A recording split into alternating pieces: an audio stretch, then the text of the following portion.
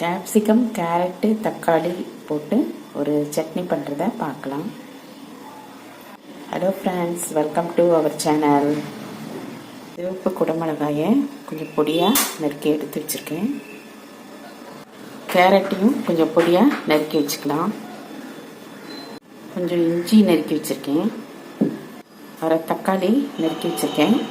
பெரிய வெங்காயம் பாதி எடுத்து நறுக்கி வச்சுருக்கேன். 3 பூண்டு பல்ல எடுத்து பாதியாக நறுக்கி எடுத்து வச்சுருக்கேன். கொஞ்சம் புதினா எடுத்து கழுவி வச்சுருக்கேன். கொஞ்சம் கொத்தமல்லி எடுத்து கழுவி வச்சுருக்கேன். இதை கொஞ்சம் பொடியாக நறுக்கிக்கலாம். பேன் காஞ்சிடுச்சு, கொஞ்சம் எண்ணெய் ஊற்றிடலாம்.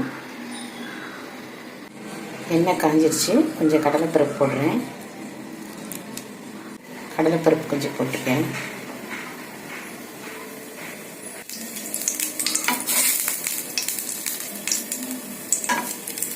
கொஞ்சம் கருப்பு உளுந்து போடுறேன்.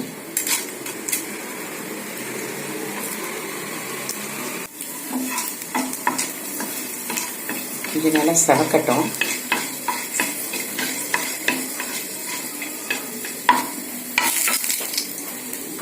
இப்போ நறுக்கி வச்ச வெங்காயத்தை போட்டுடலாம்.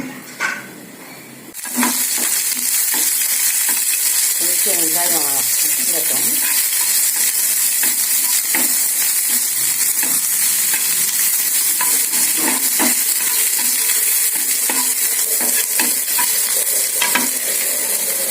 இஞ்சி பூண்டு போட்டுடலாம்.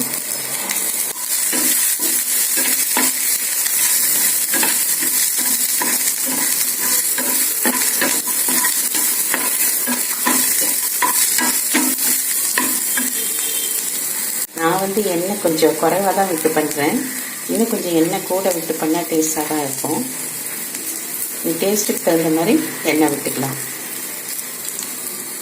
இப்போ நறுக்கின குடமிளகாயை அதில் போட்டுடலாம். நறுக்கின கேரட்டையும் அதில் போடுறேன். கொஞ்சம் வதங்கட்டும். கொஞ்சம் வதக்கி எடுத்துட்டோம்னா டேஸ்டாக இருக்கும்.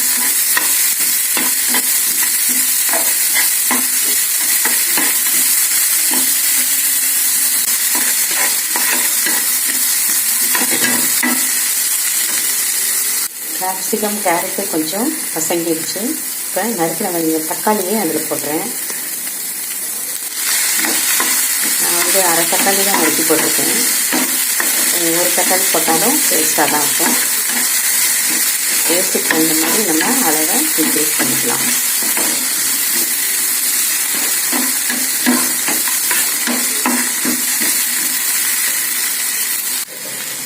புதினாவை அதில் போடுறேன்.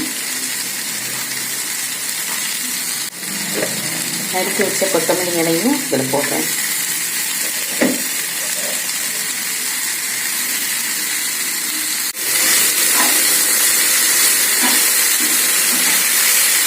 கொஞ்சம் வசக்கி விடலாம். அதான் அந்த புதினா கொத்தமல்லி இலையினுடைய பச்சை வாசம் கொஞ்சம் போகும்.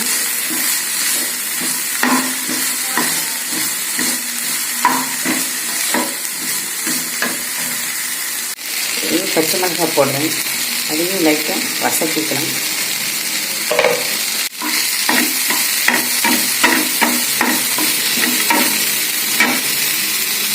கொஞ்சம் தேங்காய் போட்டுடலாம். இதை ஆஃப் பண்ணிவிட்டு கொஞ்சம் தேங்காய் போடலாம். ஏன்னா தேங்காயை வசக்க வேண்டாம். தேங்காய் கொஞ்சம் போட்டிருக்கேன். ஃப்ளேம் ஆஃப் பண்ணிட்டேன். இந்த சூப்லேயே கொஞ்சம் பருத்திட்டா போதும். தேங்காய் கூட போடலாம், இன்னும் கொஞ்சம் கூட போடலாம், டேஸ்டாக இருக்கும்.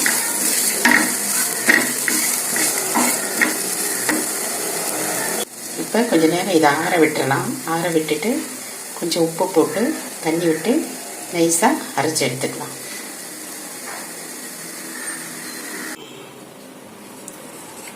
நல்லா ஆறிடுச்சு. கொஞ்சம் தண்ணி ஊற்றி உப்பு போட்டு அரைச்சிடலாம். கொஞ்சம் உப்பு போட்டு அரைச்சி எடுத்து வச்சுருக்கேன். இதை கொஞ்சம் தாளிச்சிடலாம். கொஞ்சம் எண்ணெய் ஊற்றிருக்கேன். கடுகு கொஞ்சம் உளுத்தம்பருப்பு போடுறேன். கடுகு போட்டிருக்கேன்.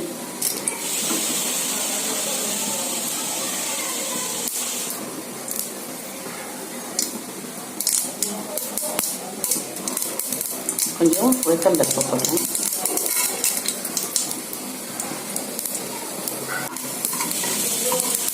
காஞ்ச மிளகாய் வேணும்னா போடலாம், கருவேப்பிலை காஞ்ச மிளகாய் போடலாம். நான் காஞ்ச மிளகாய் போடலை, ஏன்னா அந்த காரமே எங்களுக்கு போதும். அரைச்சதை அதில் ஊற்றிடலாம். கட்டியெல்லாம் வச்சுருக்கோம், இன்னும் கொஞ்சம் தண்ணி ஆட் பண்ணிக்கலாம். கொதிக்க வைக்க வேண்டாம், லைட் சூடானதுக்கப்புறம் ஆஃப் பண்ணிடலாம். சூடாகிடுச்சு, நான் ஆஃப் பண்ணிடுறேன். பவுலில் ட்ரான்ஸ்ஃபர் பண்ணிடலாம். இந்த சட்னி ரொம்ப டேஸ்ட்டாக இருக்கும்.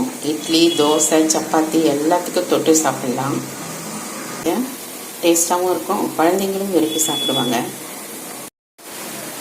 நீங்களும் ட்ரை பண்ணி பாருங்கள். உங்களுக்கு இந்த சேனல் பிடிச்சிருந்தா லைக் பண்ணுங்கள், ஷேர் பண்ணுங்கள், சப்ஸ்கிரைப் பண்ணுங்கள். தேங்க்யூ.